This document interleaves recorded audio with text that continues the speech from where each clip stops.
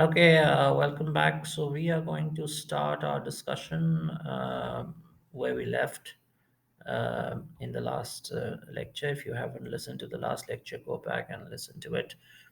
All right.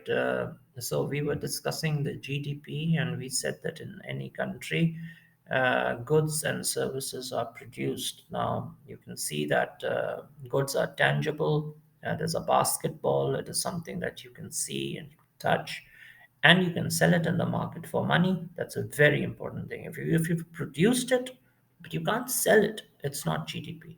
It's not going to fetch you any reward. Likewise, service, we are seeing that the car is being serviced in this picture. And when the car is being serviced, this is a this is a service. But you will not get anything tangible, but you will get satisfaction when you drive the car after it has been serviced. It increases the life of the car also. The important question here is that when you're talking about GDP, what are you looking at? Are you looking at the quantity of the output? One, two, three, four, five. That's the quantity.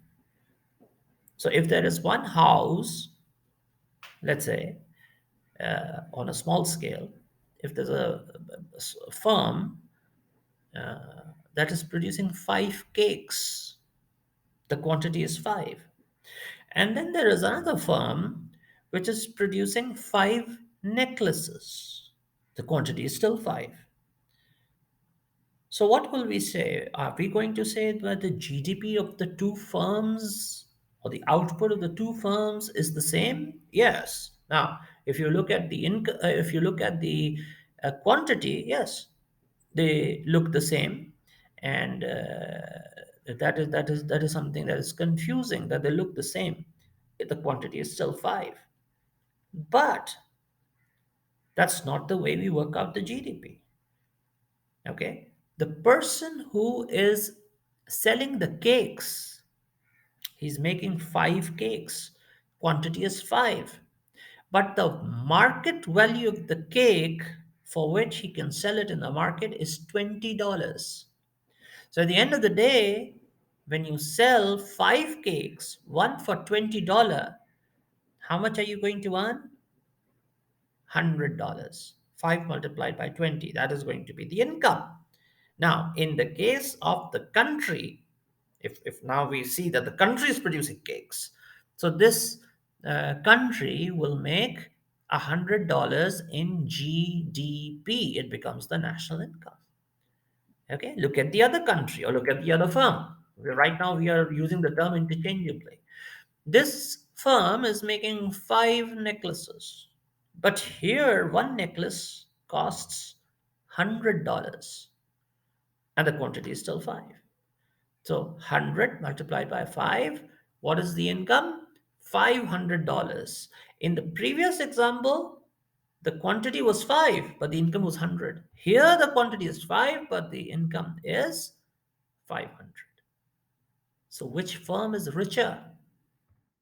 Firm which is selling necklaces becomes richer.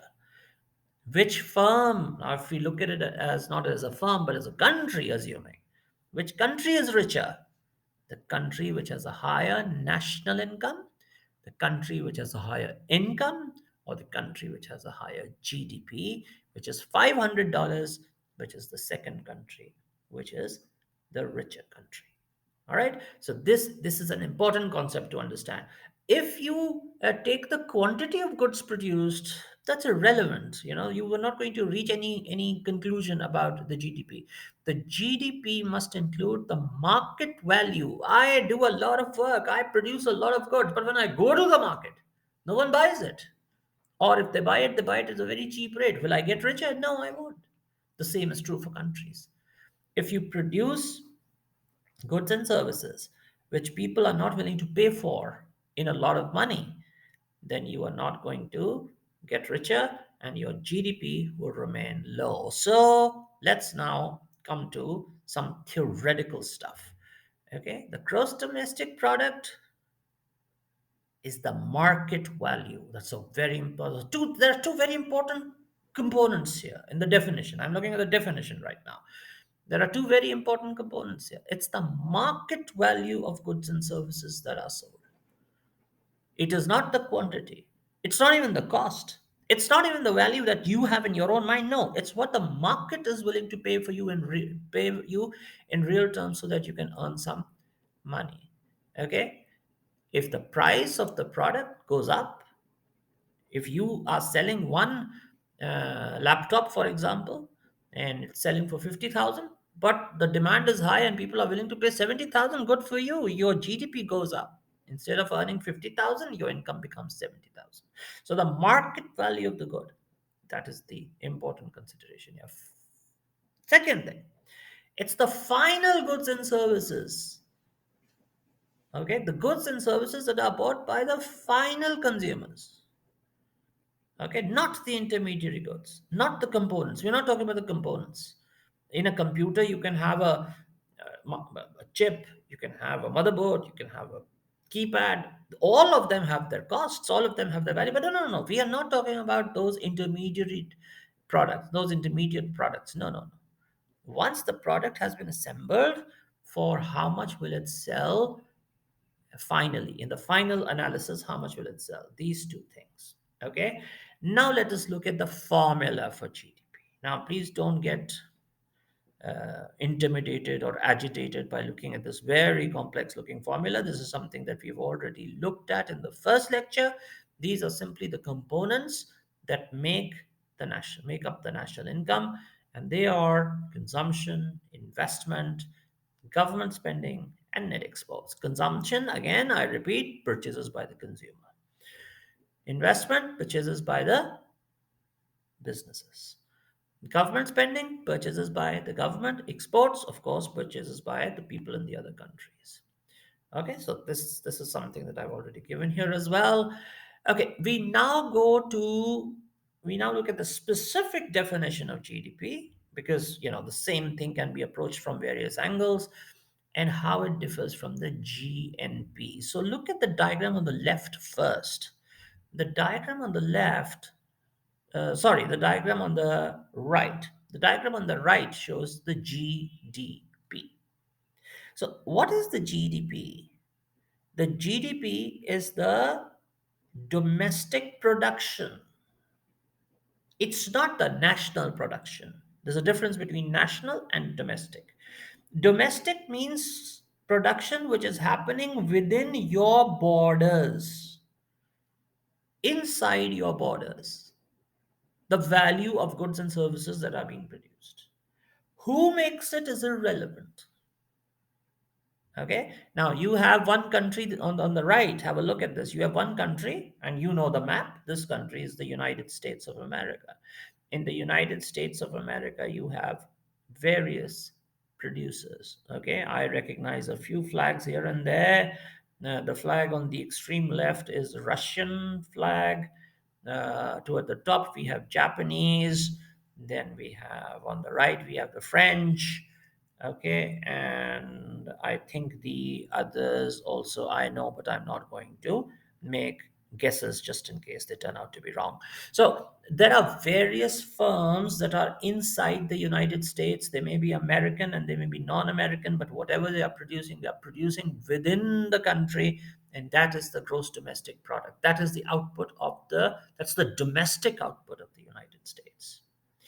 Whereas the GNP takes into account the goods and services produced by the nation, by the nationals of the United States. Now, they may be within the borders of the United States, or they may be outside the United States. As long as it's the US nationals who are producing the goods, then this is GNP. So that is the big difference here between GDP and GNP. GDP takes into account only goods and services being produced inside the borders of the country. GNP will take into account goods and services being produced by the American nationals within or outside the country. Okay. Uh, so The multinationals then play an important role in determining the GNP of a particular country. So now let's look at the formula for GNP. But before we look at the formula for GNP, we will have to look at another related concept which is very important. It is called net property income from abroad. Learn it. Net property income from abroad. What is net property income from abroad? Income received from abroad. For example, let's say there are Pakistani citizens working in UAE. They are making some money. So that contributes to the GNP of Pakistan. Okay. But of course, you will have to minus the income which they pay outside, the net property income that they send. Okay, so it's the output of the citizens made abroad less the output made by foreign companies. Once you get the net income from abroad, you will add this net income from abroad in GDP and you will get the GNP. So the formula is really, really, really, really simple. Okay, you will simply take this and add it into the GDP, and that's how you get the GNP. All right, so I hope this is a bit clearer. We will continue with this discussion in the next part of the introduction of GDP and GNP, and then we are going to move to the next part, which is the methods of calculation.